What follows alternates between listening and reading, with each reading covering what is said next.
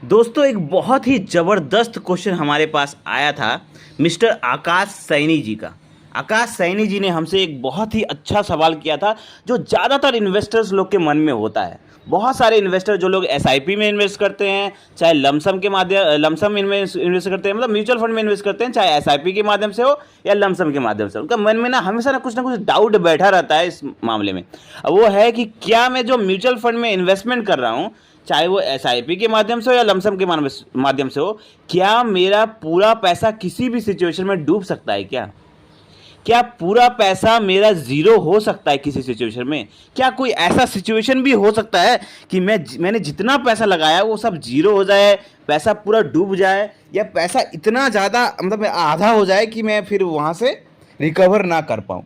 क्या ऐसा कोई सिचुएशन मार्केट में हो सकता है जिसके कारण मुझे इतना बड़ा रिस्क है या नहीं? ठीक है, तो इसके मन में देखिए, लोगों के मन में डाउट होता है और हमारा काम यही है कि हम आप जैसे लोग जो लोग इन्वेस्टमेंट कर रहे हैं उन लोगों के छोटे से छोटे डाउट को क्लियर करना, ताकि वो अपना जो इन्वेस्टमेंट है ना वो खुले मन से कर सके और जाकि वो ज़्यादा पैसा बना सके। तो इसीलिए हमने ये वीडियो यहाँ पर बनाया है, ताकि आप लोगों का कोई भी मन में डाउट ना रहे, चाहे वो छोटा से छोटा डाउट ही क्यों ना हो। ठीक है, अब ये क्वेश्चन देखिए, देखने में छोटा है लेकिन इम्पॉर्टेंट क्वेश्चन है, क्योंकि लोगों के मन में ये रहता है, हमेशा रहता है, और कोई बताता नहीं है कि हाँ ऐसा आपके साथ हो सकता है या नहीं। तो मैं यहाँ पे कहना चाहूँगा, देखिए, क्या म्यूचुअल फंड एसआईपी में आपका पैसा डूब सकता है या नहीं? मैं कहना चाहूँगा जी हाँ, डूब सकता है।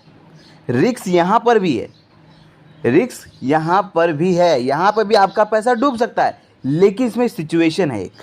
अब सिचुएशन क्या है वो मैं आपको लास्ट में बताऊँगा, पहले आप ये देखिए।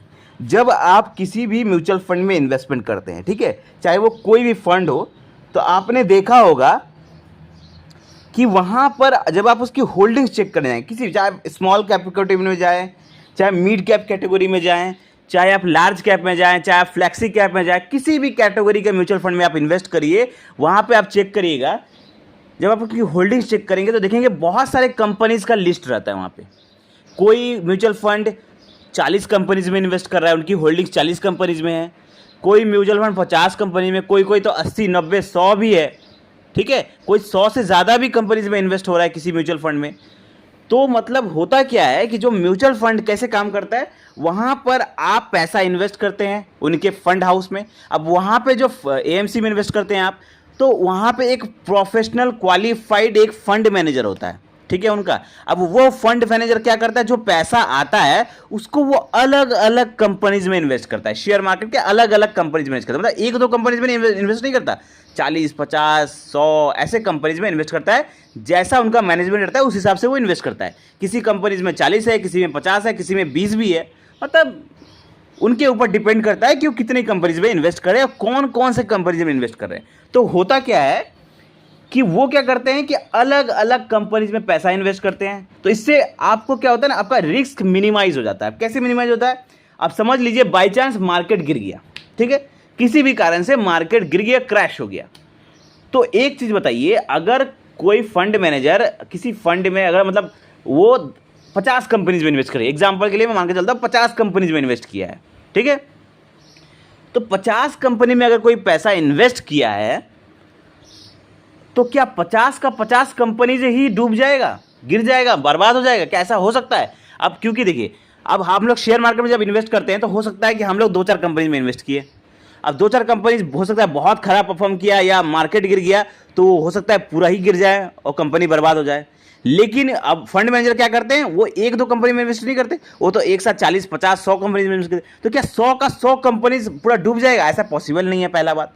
तो यहाँ पे एक चीज़ निकल के आता है, पूरा पैसा नहीं डूब सकता, लेकिन एक सिचुएशन हो सकता है। अब समझ लीजिए, आप लोगों ने देखा होगा कोरोना के टाइम पे 2020 में आपने देखा होगा कोई पैसा इन्वेस्ट कर रहा था, उसका पोर्टफोलियो जो है ना म्यूचुअल फंड का, वो 10% से लेकर 50% तक गिर गया था।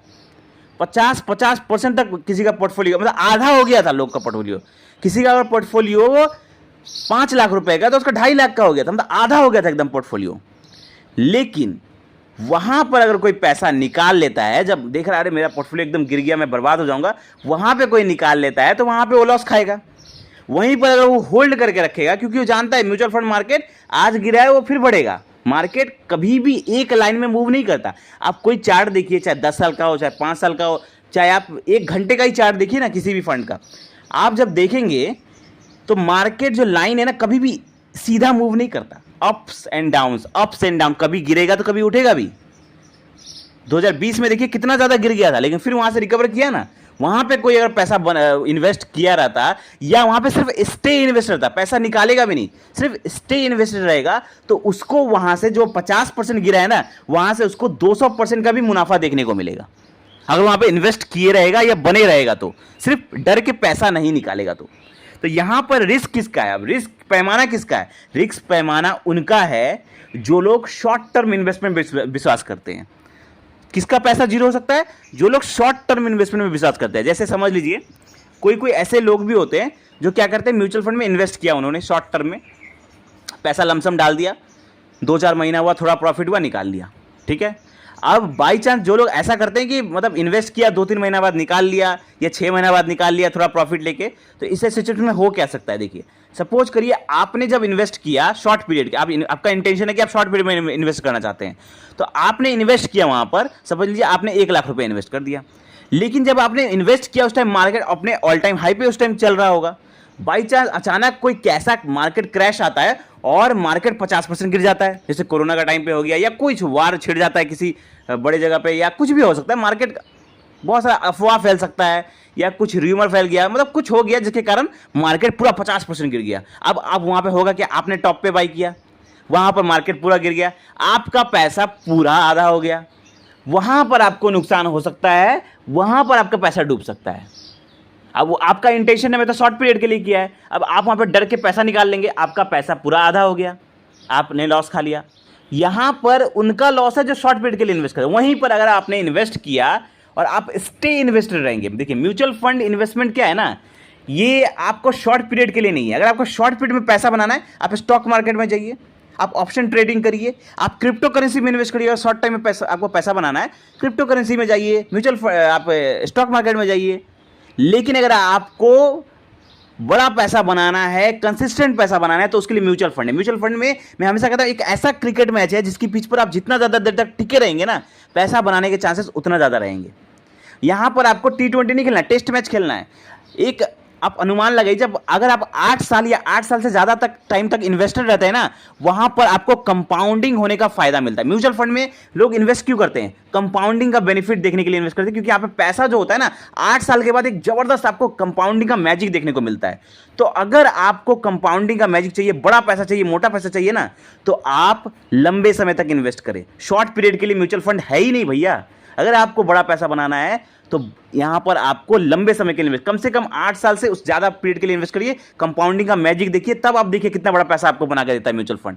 तो आई होप आप मैं जो कहना चाहता हूं आप लोग समझे होंगे। फिर भी मन में कोई डाउट है, कोई क्वेश्चन है, अभी भी रह गया है, तो कमेंट करें, और ऐसे ही जबरदस्त फाइनेंशियल वीडियो पाने के लिए चैनल को सब्सक्राइब करें। धन्यवाद।